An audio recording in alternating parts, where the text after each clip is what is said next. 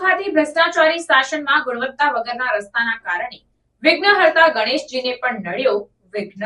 વડોદરાથી ભરૂચ ગણેશજીની પ્રતિમાને એકતાનગરના યુવક મંડળો દ્વારા લાવવામાં આવી રહ્યા હતા, ત્યારે રસ્તામાં નવીપુર પાસે હાઈવે પર મસ્ત મોટા ખાડાઓના કારણે ગણેશજીની ટ્રોલી પલટી મારતા ગણપતિજીની મૂર્તિ લારીમાંથી પલટી જતા હાથ, પગ અને સિંહાસન ખંડિત થયા હતા। લગભગ 12 ફૂટની મૂર્તિ રસ્તાના ખાડાના કારણે લારીમાંથી ઉથલી પડી હતી।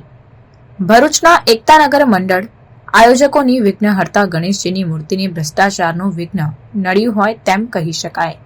એકતાનગરના યુવક મંડળના યુવકોએ તાત્કાલિક ધોરણે વડોદરાના મૂર્તિકારનો સંપર્ક કરતા મૂર્તિકાર તેમના 3 થી 4 કારીગરો સાથે તાત્કાલિક મૂર્તિના સમારકામ માટે નબીપુર પહોંચ્યા અને ખંડિત થયેલી મૂર્તિનું સમારકામ ચાલુ કર્યું હતું।